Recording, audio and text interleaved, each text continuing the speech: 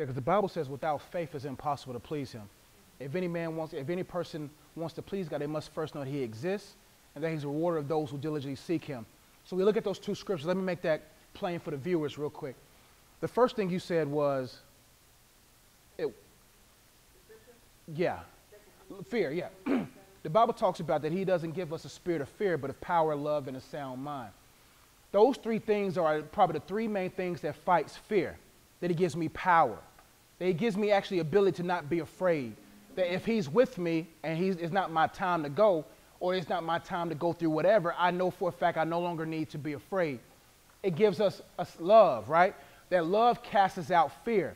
That when I know that I am in love with God, that God and I are together and we engage in a thriving, loving relationship, I know for a fact that that love, that comfort, that peace, which overshadows all understanding, that keeps us, if I know for a fact there's a peace inside of his love, there's no need for me to fear. But another thing that overcomes fear is a sound mind. The fear objective is to make your mind unbalanced, makes your mind unwavering, makes your mind wavering, meaning that what does God say about it, but how do I feel about it? Those two always contradict. But the beautiful thing about God is that he'll always give us the ability to conquer fear. But what you said there, that it's impossible to please God without faith. God gets offended when we don't walk in faith. Why? Because God said, you put more trust in the chair that you're sitting more than you do me. These chairs have been faithful for the last 8 weeks that you guys have been here. It's been very faithful to you guys. And nobody fell out in their chair. Nobody was like, oh, shoot. Oh, you all right? You all right, man? And nobody's chair gave out. Therefore, nobody came in here checking their chair. The reason why you didn't check the faithfulness of your chair is because your chair has been proven to be faithful. The best way to walk in faith with God is to look backwards. Many people try to gather faith by looking forwards. You gather faith by looking backwards, by saying, you know what? If he's the same God that brought me out of that, and he brought me out of this, and brought me to this place, surely he's going to keep me going forward.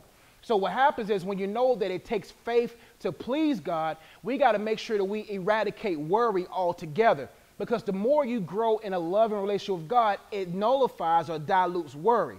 The reason why many of us are not walking faithfully with God is because we're worried. Is God really going to provide all my needs according to his riches and glory? Is God really going to teach my hand how as a prophet? Is God really going to give me a peace that surpasses all understanding? Is God really about this thing? But we always go to God to test to see if he's able. Is he?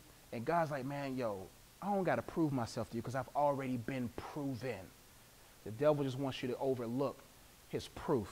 God, this demonic world wants us to overlook how faithful God has been to us. So fear is just false evidence is appearing real. It has no weight to us. There's nothing wrong with feeling afraid, but the sin is walking in that fear or allowing that fear to cause you not to walk in faith. Anything else, ladies, on those points that y'all want to share?